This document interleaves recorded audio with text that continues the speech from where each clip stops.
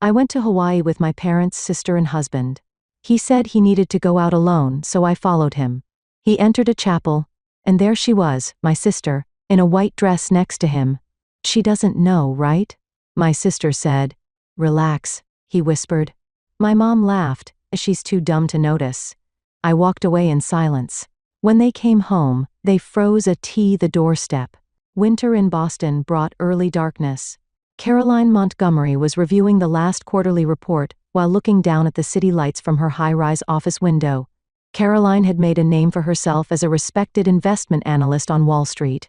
She embodied the ideal career woman with her refined features and smart pantsuit, though her eyes held warmth. Good work today. Shouldn't you be heading home? Secretary Jenny peeked into the office with concern. The clock already showed 8. Yes, I should. Thank you, Jenny. Caroline smiled as she closed her laptop and began packing documents into her bag. While she was passionate about her work, what she cherished even more was her warm home life. Thomas Williams, whom she had married 3 years ago, worked as a regular employee at a local bank. Though his position seemed modest compared to Caroline's career, his sincerity and kindness had completely captured her heart. I'm sure there's a warm dinner waiting for me at home, she thought, feeling a warmth in her heart. Thomas was a good cook, and always prepared something special on days when she worked late. When she opened the door to their home, the aroma of beef stew wafted from the kitchen, just as she'd expected. I'm home, Thomas. Welcome home, Caroline. Thomas greeted her in an apron and kissed her cheek. You worked late again today. You must be tired. Caroline smiled as she took off her coat. A little, but I feel better now that I'm home.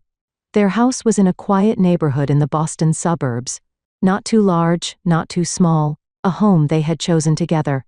It was a property Thomas couldn't have afforded on his salary, but Caroline had no reservations about covering most of the cost, saying, "It's our home." During dinner, Caroline listened to Thomas talk about his day. He spoke with interest about small happenings at work and interactions with customers. She loved these simple, everyday conversations. By the way, Jennifer called today, Thomas said as he picked up his wine glass. Caroline frowned. Her relationship with her sister Jennifer was complicated. Despite having model-like beauty, Jennifer had no steady job and was financially dependent on their parents. She had always been spoiled by their parents and forgiven for everything. That hadn't changed since childhood. What did she say? It's about a Hawaii trip your parents are planning. They want all of us to go next month. Caroline put down her fork. This is the first I'm hearing of it. Robert and Martha seem to want a vacation with the whole family, Thomas said gently, but Caroline couldn't help but smile bitterly. Her parents favored Jennifer, always spoiling her. With Caroline, however, they were strict, taking her success for granted, and never even expressing gratitude. Still, Caroline had been looking after her aging parents for years, helping with their mortgage and medical expenses. I see, she replied flatly. And who's paying for it?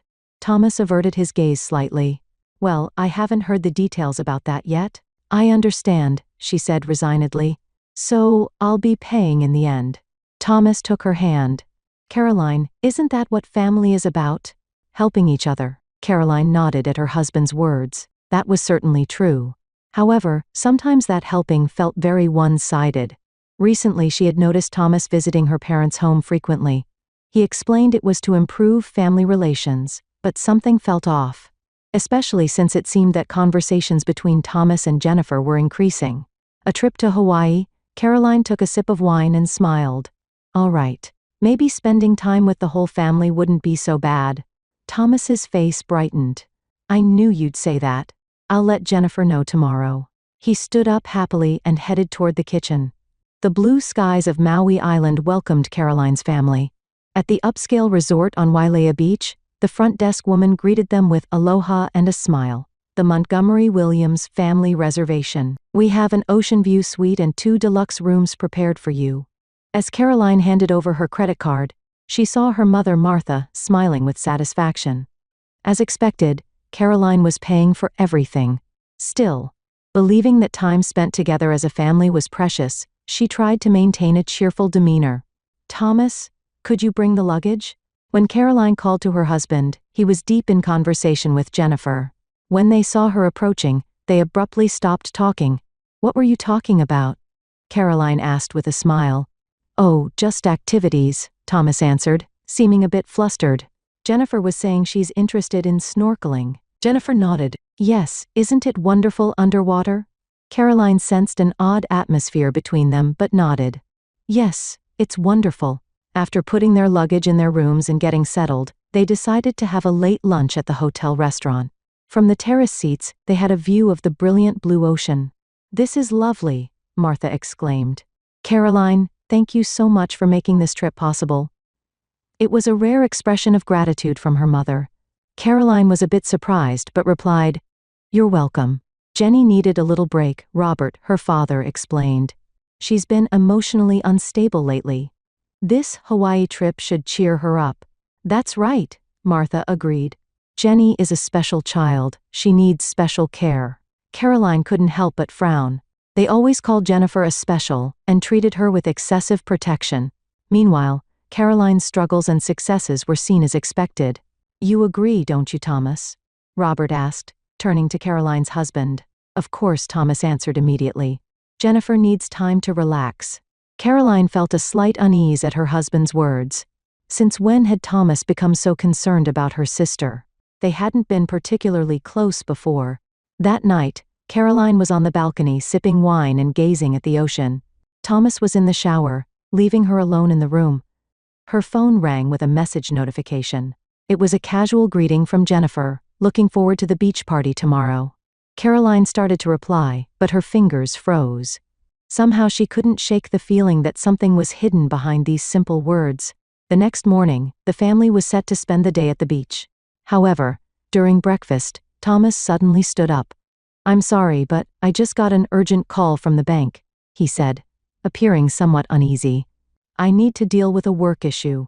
It might take a few hours. While in Hawaii? Caroline asked suspiciously. Aren't you on vacation? Well, yes. But it's an important client issue. Thomas avoided meeting her eyes. He'll be back soon. After he left, Caroline said to her parents, Isn't that strange? It's hard to imagine an emergency at Thomas's job that would require attention during vacation. You're too suspicious, Caroline, Martha sighed, always expecting the worst. That's your problem. Mother's right, Jennifer agreed.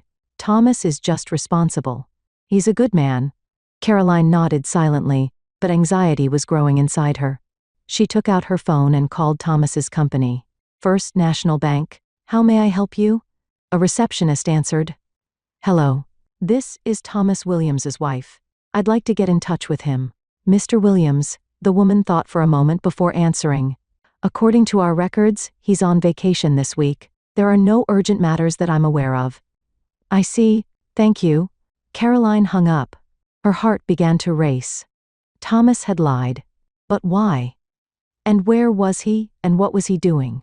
By lunchtime, Thomas had not returned. Caroline sat on the terrace, trying to participate in the conversation. Her parents and Jennifer were chatting happily, as if Thomas's absence didn't concern them at all. Jennifer, that's your phone notification, Caroline said, noticing a sound coming from her sister's bag. Jennifer hurriedly reached into her bag and pulled out her phone. Caroline caught a glimpse of a message displayed on the screen. All set for today? The sender's name was T. Jennifer quickly pressed the phone to her chest, saying, It's nothing. Just some travel consultation. From whom? Caroline asked, trying to appear calm. Just a tour guide, Jennifer blushed slightly. He's looking into some options for us. Caroline nodded quietly. She tried not to show her emotions. However, inside, a storm was beginning to rage. T was almost certainly Thomas. And what preparations were they referring to?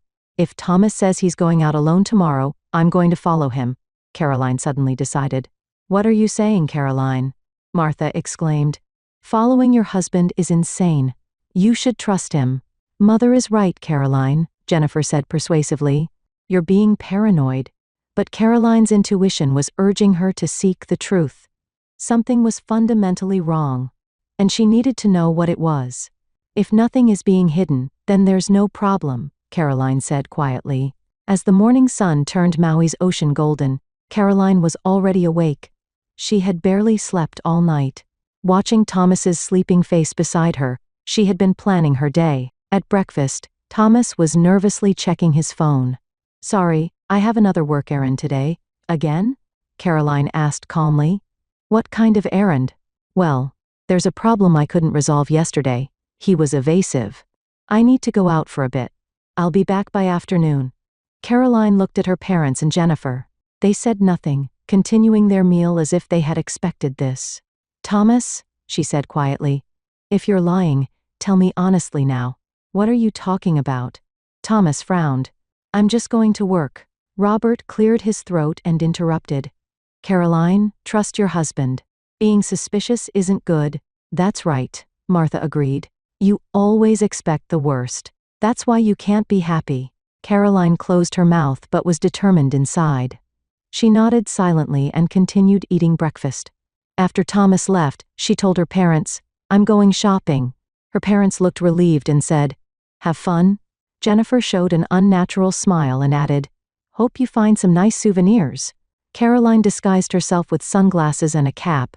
By the time she left the hotel, she could still see Thomas. He was walking quickly down the beach road toward a taxi stand. Caroline quickly caught another taxi and asked the driver, Please follow that car. Playing detective, ma'am? The older driver raised an eyebrow. Is that a problem? Caroline responded coldly. Not at all. The driver shrugged. Not uncommon in Hawaii. It's a romantic place. All sorts of drama happens. They followed Thomas's taxi to the northern part of the island. About 20 minutes later, Thomas got out in front of a small white church. A sign reading McKenna Chapel was visible. Please wait here, Caroline told the driver, handing him cash. I'll be right back. She hid a short distance from the church and watched Thomas enter the chapel. When he disappeared, Caroline slowly approached the church. She could faintly see inside through the chapel windows. Caroline's heart was pounding, and her hands were shaking. She took a deep breath and quietly entered through a side door. The sight she witnessed left her frozen. Jennifer, dressed in a white wedding gown, stood before the altar. Next to her was Thomas in a tuxedo. They were holding hands as a man who appeared to be a minister was reading something. In the front row of the church sat Caroline's parents. Happy smiles adorned their faces. Caroline hid in the shadow of a wall and leaned forward slightly to hear their voices. She doesn't know, right? Jennifer's anxious voice could be heard. Don't worry, relax, Thomas answered as he held her hand. She doesn't suspect a thing. She's so oblivious she won't notice, Martha laughed. Caroline's head is always full of work. She can't even imagine our plan. What happens after the wedding? Robert asked. First, I'll ask for a divorce and get half of Caroline's assets. Her pride is so high that she'll give in without a fight. Thomas's voice was cold and calculating. Then we'll move to New York. I have shares in her company too, so if things go well, I might even get on the board. And we won't have to worry about our old age, Martha said happily. Caroline won't abandon us, so if we share her wealth, our remaining years are secure. When your remarriage to Jennifer becomes public, it will damage Caroline's reputation at her company, Robert added. Then she won't be able to resist us. Caroline's body was trembling, but her eyes were cold and clear. She took out her smartphone and began recording the conversation. Then, she quietly filmed the ceremony. What do you think Caroline is doing right now? Jennifer asked with a giggle. Probably sitting idly at the hotel, Thomas shrugged. She thinks she's smart, but she's actually easy to fool. That's why I married her. A cold anger spread through Caroline's heart, but no emotion showed on her face. Her analyst's mind was already planning her next move. Once she determined she had gathered enough evidence, she quietly left the church. She returned to the waiting taxi and said, Please take me back to the hotel. Are you all right? The driver looked at Caroline in the back seat with concern. You look pale. Yes, I'm fine, Caroline replied calmly. There was no tremor in her voice. I just need to make some changes to my life plans. Back at the hotel, Caroline entered her room and locked the door. She sat on the bed and reviewed the recordings and photos she had collected.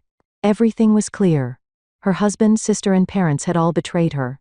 In Caroline's head, a cool analysis began. She opened her laptop and started writing emails. The first was to her lawyer friend, Judith Harris. Judith, I need urgent legal advice. I have evidence of my husband's infidelity and fraudulent actions. Please review the attached files. Prepare divorce proceedings on the most favorable terms possible.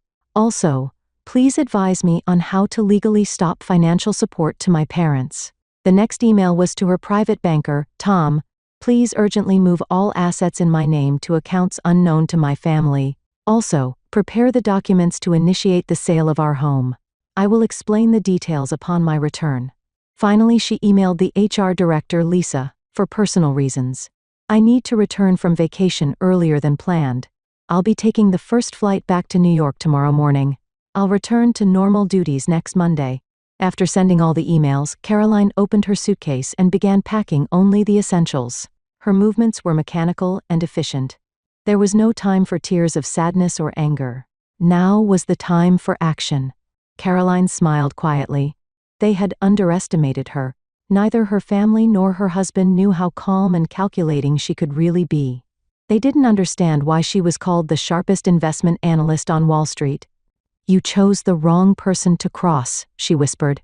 Turning her back to the beautiful Maui ocean visible from the window, Caroline began preparing her revenge. In her heart, there was sadness for the people she had once loved, but even stronger was her determination. The determination to make them pay for their betrayal. Caroline left Hawaii before dawn. She left a short note at the front desk addressed to my family had to leave early for urgent business. Enjoy your vacation. Just that cold message. On the plane to New York, Caroline stared out the window at the clouds, hardening her heart as she formulated her plan. Her mind was calm and clear. The analytical skills and decisiveness she had cultivated as a top investment analyst were now shaping her revenge. When the word revenge crossed her mind, she was a bit surprised. She hadn't thought she would harbor such emotions. But she told herself this wasn't just emotional retaliation, but seeking just compensation for betrayal. Upon arriving at her Boston home, Caroline immediately took action. Her movements were efficient. First, she met face-to-face with Judith Harris, the best divorce attorney. "This is complete fraud," Judith declared, after seeing the recordings and photos from Hawaii. "Legally, it could even be considered attempted bigamy. We can proceed with divorce on the most favorable terms." "Thank you, Judith," Caroline answered calmly. "I also want to stop financial support to my parents." "That's possible too." Judith showed her documents. "Your assistance to your parents was provided without legal contracts, so it can be stopped at any time." Caroline also met with the private banker and changed access to all joint accounts, moving assets to separate accounts unknown to Thomas and her family. Using her knowledge as an economic analyst, she also began procedures to legally block access to her parents' retirement pensions. "The price for trying to use my life will be high," Caroline determined. Next, she arranged for movers. Following her instructions, they moved most items from the house to a new storage location. Memorable photos, expensive furniture, art collections they had gathered together, she took everything. "Leave everything Thomas chose?" she coldly instructed. In reality, there was almost nothing.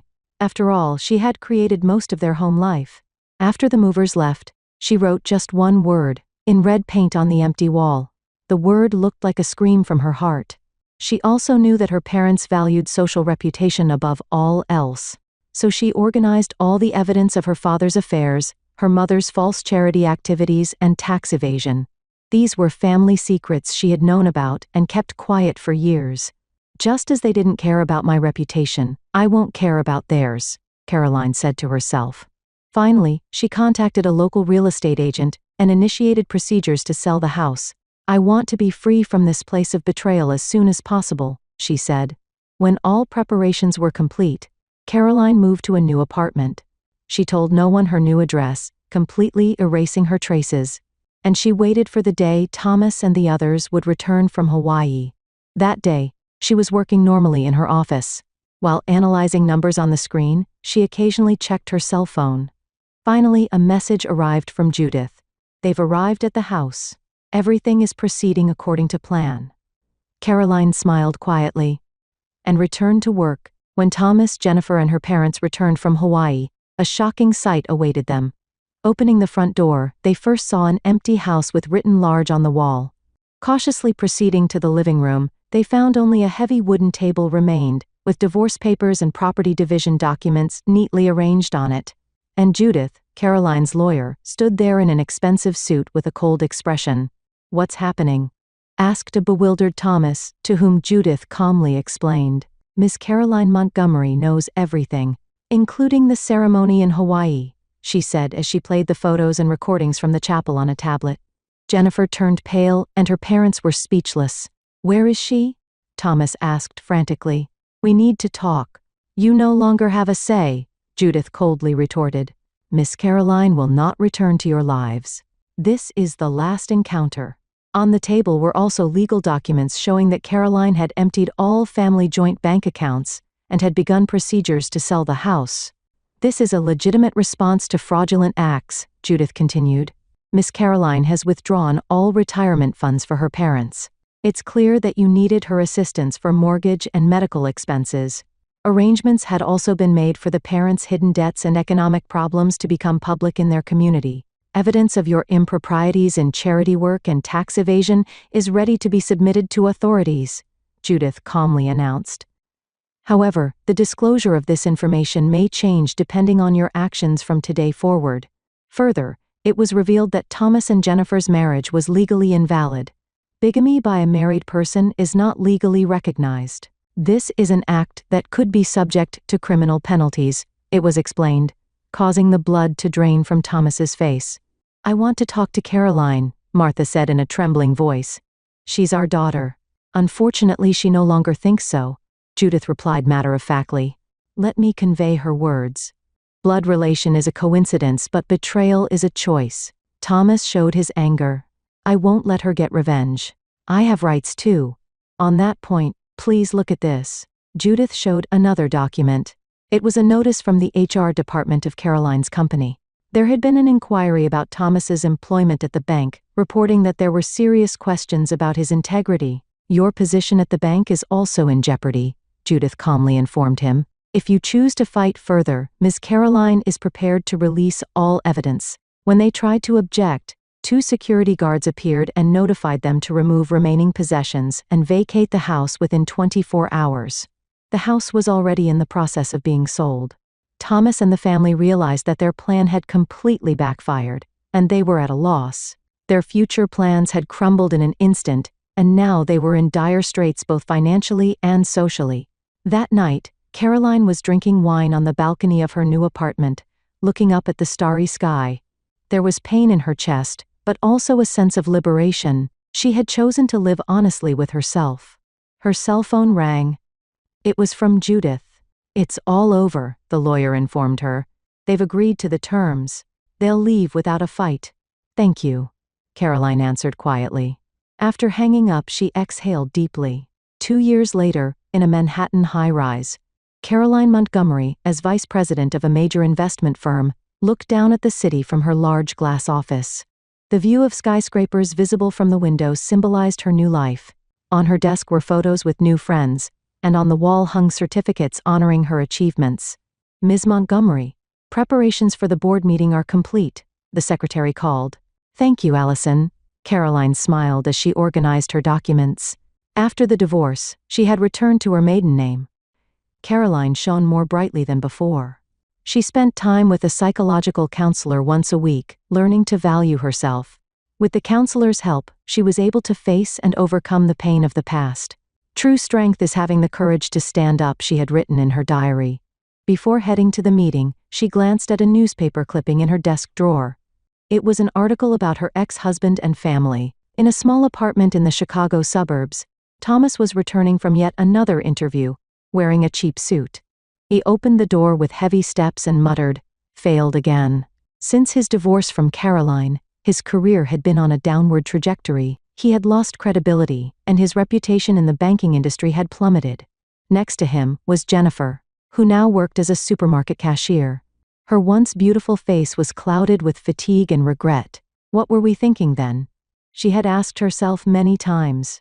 Caroline's parents also faced harsh reality.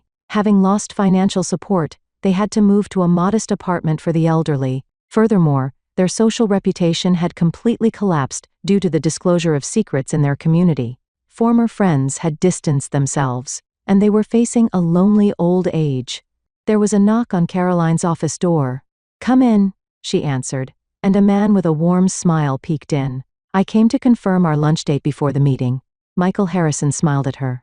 He was a university professor she had met at her investment seminar a year ago, and now her new partner. "Of course, I haven't forgotten." Caroline returned his smile. His presence gave her peace. That weekend, Caroline was hosting a barbecue party in the garden of her new home. Surrounding her was the family she had chosen, friends who truly valued her. Next to her stood Michael, sending her warm glances. "Let's make a toast." Caroline raised her glass. "To a new chapter in life." She smiled quietly. Caroline had finally understood. True family isn't about blood relations, but relationships where people respect and support each other. She hadn't completely forgiven her parents or Thomas, but she had learned from their betrayal and become stronger. "We can choose to walk through life with people who know and respect our value," she told her friends. "Blood ties are a coincidence, but real bonds are a choice." Caroline's new life began when she chose to know her worth and build genuine relationships. From the ashes of betrayal, she had found herself in true happiness,